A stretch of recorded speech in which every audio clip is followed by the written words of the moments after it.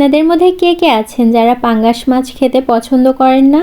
লজ্জা পাবার কিছুই নাই, আমিও আপনাদের দলে। আসসালামু আলাইকুম। কালিনারি ক্যানভাস থেকে আমি জান্নাতুল হাজির হয়ে গেলাম পাঙ্গাস মাছের একটি রেসিপি নিয়ে।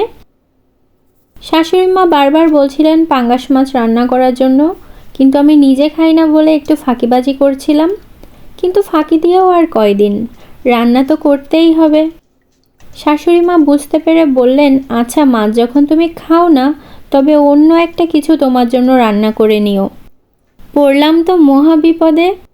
আর আমার একার জন্যই বা কী রান্না করা যায়, কষ্ট হয়ে যাবে না?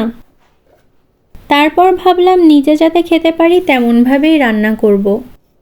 বাপের বাড়ি থাকতে আমার দাদিকে দেখতাম ডুমুর গাছের পাতা দিয়ে পাঙ্গাস মাছ ঘষে ঘষে পরিষ্কার করতে। আমি আর ডুমুর পাতা কোথায় পাবো? তাই মাছগুলো হাঁড়ি পরিষ্কার করা মাজুনি দিয়ে একটু ঘষে ঘষে লালাটা কাটিয়ে নিলাম। আর লবণ পানিতে মাছগুলো ভালোভাবে পরিষ্কার করে নিলাম। তারপর পানি ঝরিয়ে একে একে লবণ, হলুদ আর এক টুকরো লেবুর রস দিয়ে খুব ভালোভাবে ঝাঁকিয়ে মাখিয়ে নিলাম। তারপর হাঁড়িতে তেল খুব ভালোভাবে গরম করে মাছগুলো ছেড়ে দিলাম। মাঝারিভাবে মাছগুলো ভেজে নিব, না কাঁচা থাকবে না কড়া হবে। তারপর সেই মাছ ভাজির তেলই ছেঁকে নিব অন্য একটি প্যানে। তেল গরম হয়ে আসলে কেটে রাখা পেঁয়াজ দিয়ে দেব। পেঁয়াজ একটু বড় করেই কুচি করবেন বা বেরেস্তা করার মতো করেও কাটতে পারেন। পেঁয়াজ নরম হয়ে আসলে তাতে আদা বাটা, রসুন কুচি আর নাগামরিচ অ্যাড করব। এই রান্নার স্পেশালিটি কিন্তু এই নাগামরিচই। কিছু সময় এটি ভাজি করে নিব যাতে রসুন আদার কাঁচা কাঁচা ভাবটা চলে যায়। তারপর ওই যে মাছে হলুদ লবণ মাখিয়ে রেখেছিলাম, সেই পাত্রটা ধুয়ে পানি দিয়ে দিব। তারপর একে একে ধনিয়া গুঁড়া, লাল মরিচের গুঁড়া, জিরা গুঁড়া, গরম মশলা দিয়ে দিব। সব কিছুর পরিমাণ থাকবে 1 চা চামচ।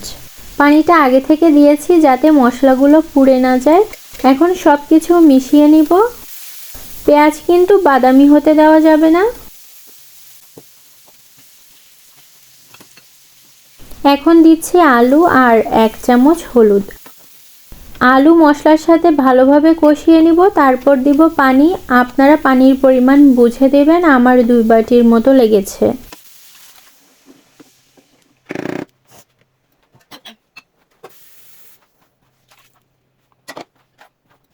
রান্নার আলু 80% সিদ্ধ হলে মাছগুলা দিয়ে দিব। 5 মিনিট পর দিব ছোট করে কেটে রাখা টমেটো আর কিছু কাঁচামরিচ। আপনারা চাইলে টমেটো কিন্তু ব্লেন্ড করেও দিতে পারেন। কিছু সময় পর লবণ অ্যাড করব, কারণ মাছ ভাজি করার সময় ওই যে লবণ দিয়েছিলাম, আর এখন টমেটো দিলে লবণের পরিমাণ কমে যাবে, তাই স্বাদ বুঝে লবণ দিতে হবে।